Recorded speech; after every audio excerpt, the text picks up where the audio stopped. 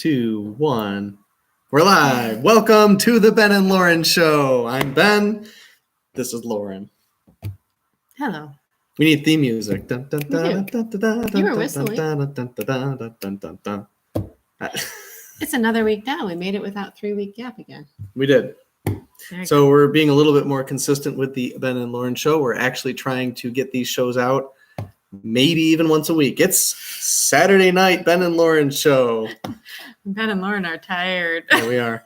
Well, Saturday is a good day for us. We just sort of rest. We take it easy. And all we do is think about the Ben and Lauren Show all day. That's not true. You fibbed within the first 5 minutes of the show. That is not true. But it does give us lots of time to not really think about much of anything. No, it was a good day today. We visited next door, which we don't often do. And we did that because Ben's family, his sister is from Florida, which is auspicious timing since the temperature around here dropped to, what's it supposed to be tonight? 32 degrees, 30, 34. They were talking snow on the weather It's cold prediction. all of a sudden. Dad was watching the football game this afternoon. It looked like it was a whiteout snow in Wisconsin. So whatever they get they usually get our weather the day before us. I have a little niece that would be very happy if there's snow. She's from Florida. Oh, she would be so She doesn't get to see thrilled. Florida. Doesn't get to see the snow very often. So Yeah, Ben's sister was saying if there was a snowflake that fell on the stadium in Lansing, we were going to drive for an hour to go see it. Anyway. So I think I disappointed her a little bit. I said it might snow tonight, but it's not snowing tonight. Well, You know what? She'll never see know. frost in the morning. Do you think she'll know the difference? Close enough.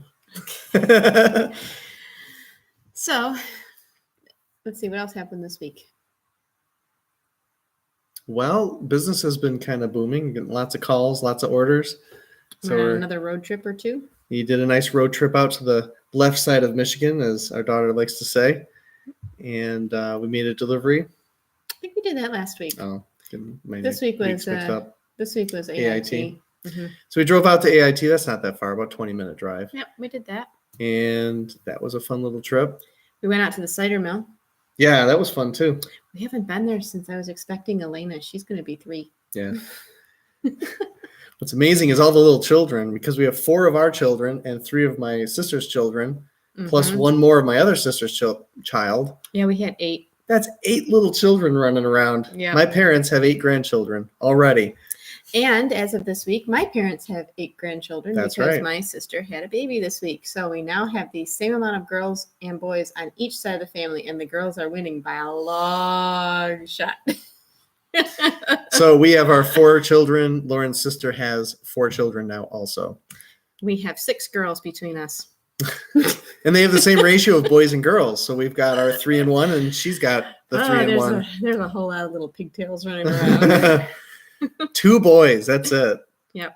So we were very happy for them. They have another healthy little girl, and she's beautiful. She's the first one with big poofy cheeks like the Mhm. babies in my family. Yeah. So We haven't met her in person yet, but really. I did Did you? for about 5 seconds. Okay. But my sister got sick right a couple days after she had her. Oh, that's so we right. You haven't dropped been off able to stuff go over. to visit with her. So I kind of peeked in and said hello, and then we got a cold. So it may be another week or so before we see Yeah, I them. woke up this morning with a cold, so I'm feeling better now.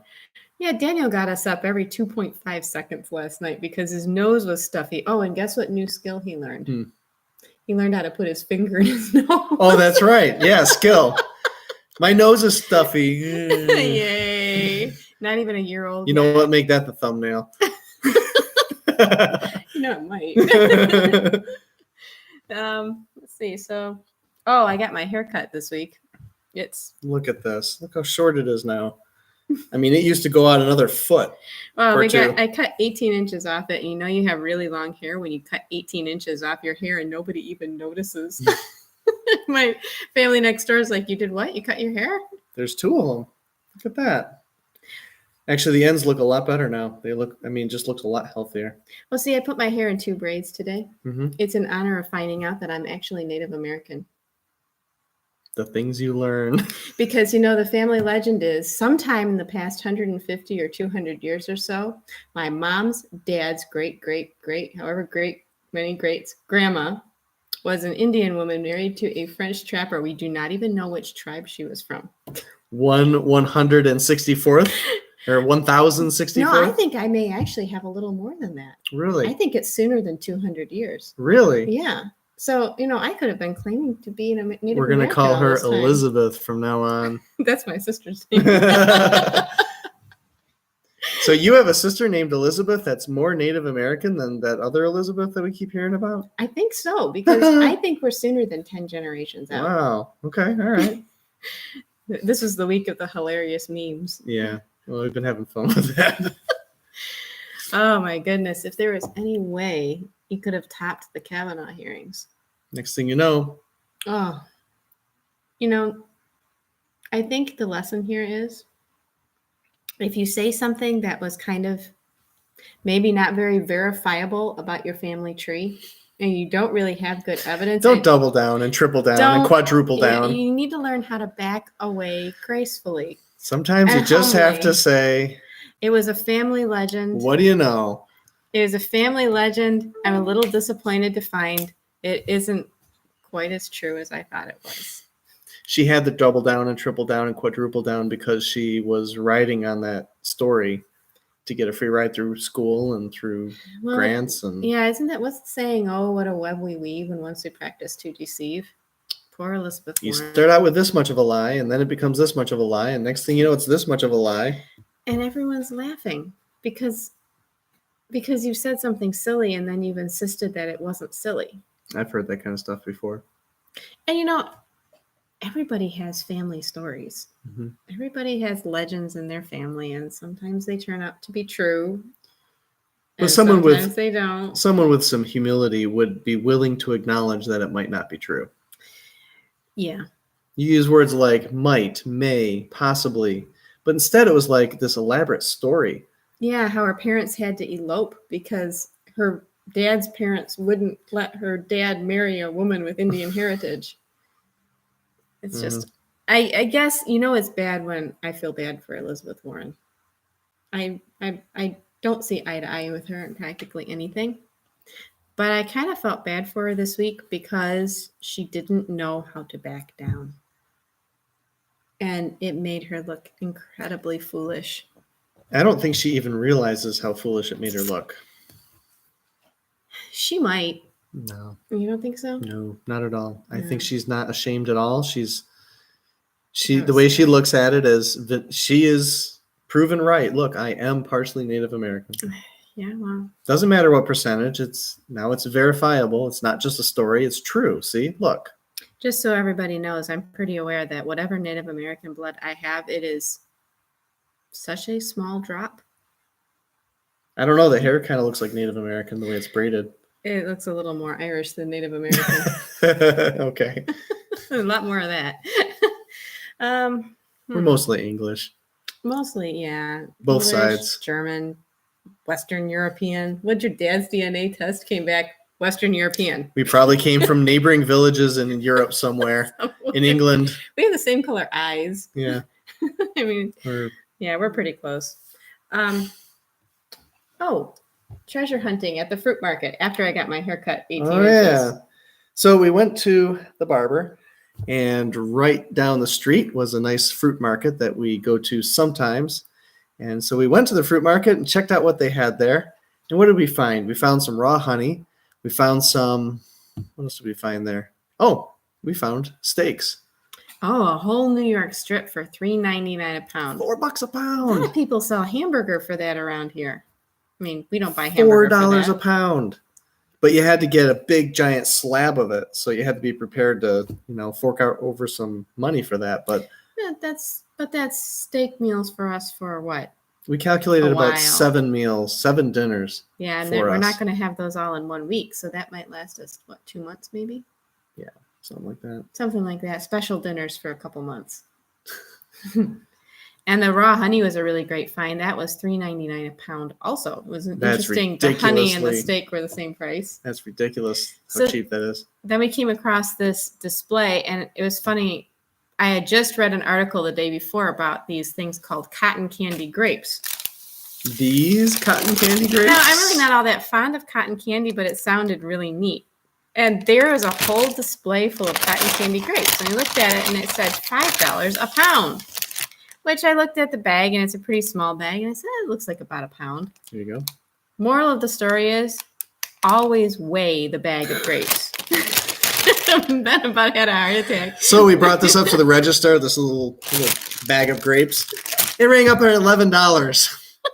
We spent $11 on a bag of grapes. Which, if we had realized it right then, we could have put it back. I think it wasn't until we were actually leaving that you figured it out. So these better be good grapes. Are you gonna taste them? Yeah. So cotton candy grapes. Supposedly these taste like cotton candy. These cotton candy grapes really do taste like cotton candy. What a fun, healthy way to enjoy everyone's favorite flavor from the fair. Let me know if you agree. 3rd generation California grape grower. And his email address is right on there. Oh, and he's probably raking in the dough right now. And it says sustainably grown, non-GMO. Oh, wow. Product of the USA, established 1996. So I think we should email him and say, these are pretty good grapes. But we don't know yet. Are you going to taste them? All right, let's give it a try. Oh my goodness. Yeah, it tastes like cotton candy. It does taste like cotton candy. It's just sweet.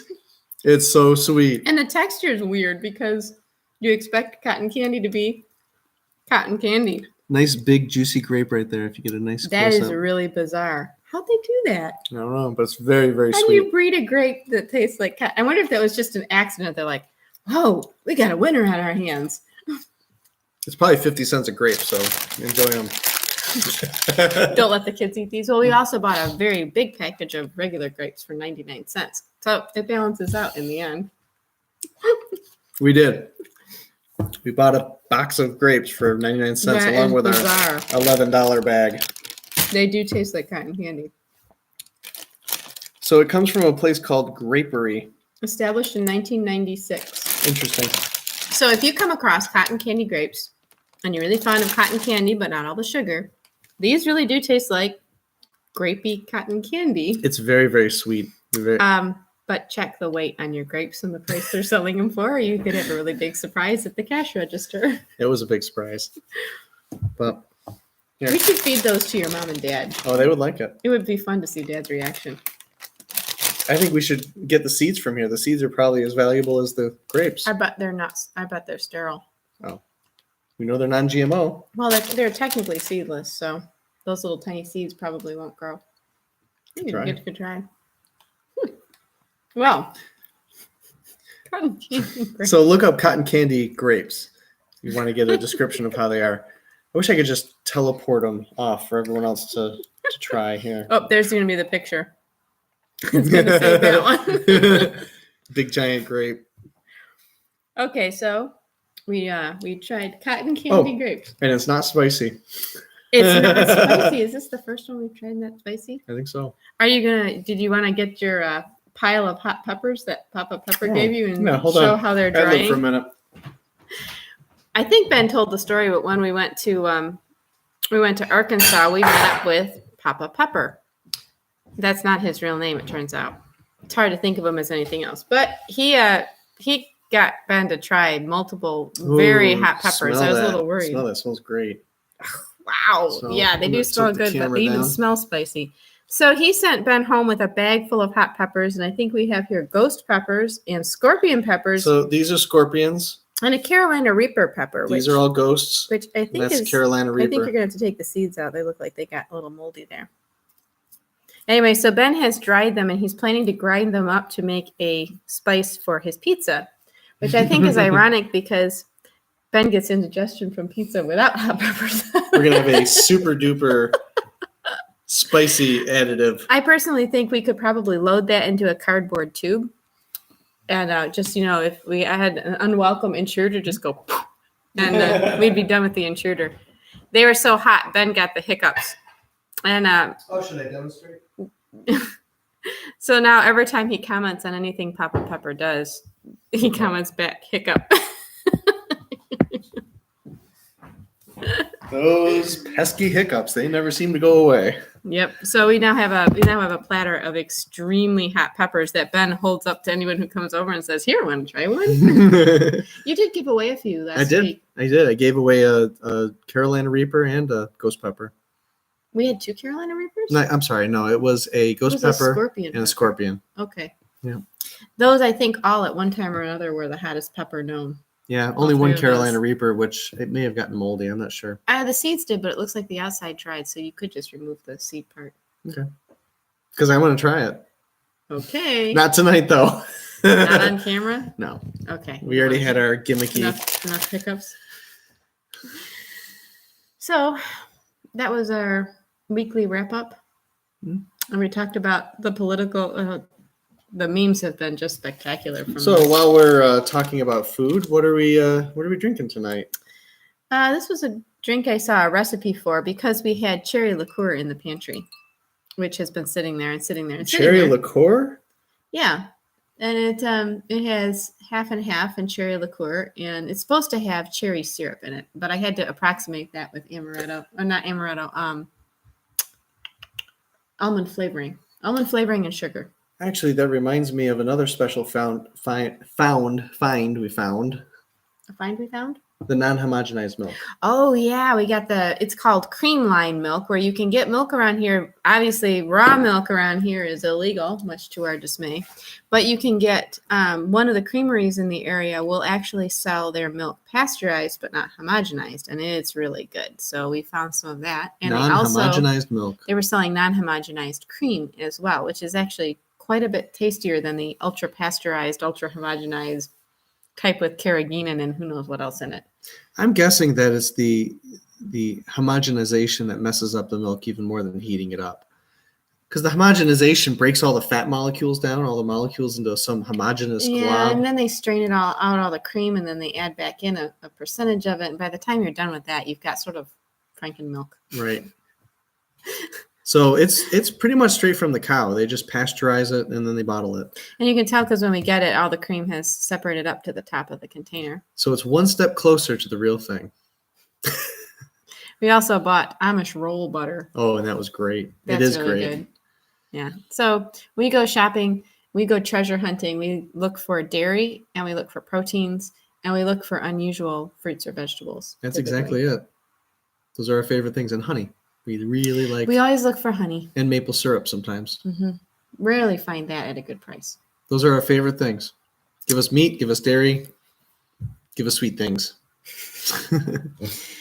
Not so much the potatoes and things like that. No, we don't like the starches not as many much. Breads. Although if we found like Ezekiel bread or the sprouted if bread, we find sprouted bread, we get that. We like sprouted bread. I like that a lot. So I think the only thing I had left in our little stack here was we were reading our Torah portion, and we read about Noah this week. Oh, yeah. The man who saved his household. Right. Both by his character and his actions. So Noah preached repentance. And obviously we know the story of all the different animals being brought into the ark. But it's similar to the story of salvation where you have a savior preaching repentance, and those who are called, just like the animals were called, 2 by 2s and 7 by 7s, they were called into the ark. They were called into salvation from the flood. But what was interesting in the story of Noah is that you hear that he himself was upright, the most upright man on earth at the time. But yet, he was not the only one saved. He was saved, his wife was saved, his sons were saved, and their wives were saved. We don't really know a lot about the characters of his sons. Presumably, at least 2 of them were good. One of them was not so great. Or the wives. Don't know anything about the wives. But Noah's character saved his household. But it wasn't just his character. He built an ark. He obeyed God's command. Mm-hmm. And his actions and his character saved his whole family. It reminds me of, was it Cornelius? He's similar, and the jailer. The jailer. So the conversation between the jailer and the man and Paul had to do with you and your household. Everything was you and your household. A household is a big deal in the Bible. And it's not just your immediate household either. It's all those within your gates. And another evidence of that is when a Passover lamb is slaughtered, you're expected to share it with your household. A Passover lamb provides a lot of meat. I A mean, a lot of meat. yearling lamb is a big animal. You're So talking, it's parents, children, grandchildren, aunts, uncles, nephews, nieces. well, my family of 10 when I was growing up Grandparents. would eat about 3 pounds of meat to a meal. I think I read somewhere that a lamb can produce upwards of 8 pounds of meat. So my family of 10, that would be, you're talking about a family of about 30 people is a household of people. God expects households. Mm-hmm. Absolutely. That is a pretty profound thought in our age where every child is kind of just expected to be autonomous and take off on their own. And What a difference that is, because most children are sort of sent off. They're sent off as soon as they're old enough, or they leave on their own, and they are expected to start their own life, start from scratch. each generation, Each generation in different land, a different place, different people, different everything. And it's hard to keep. We think in this day and age where you've got communication, it's hard.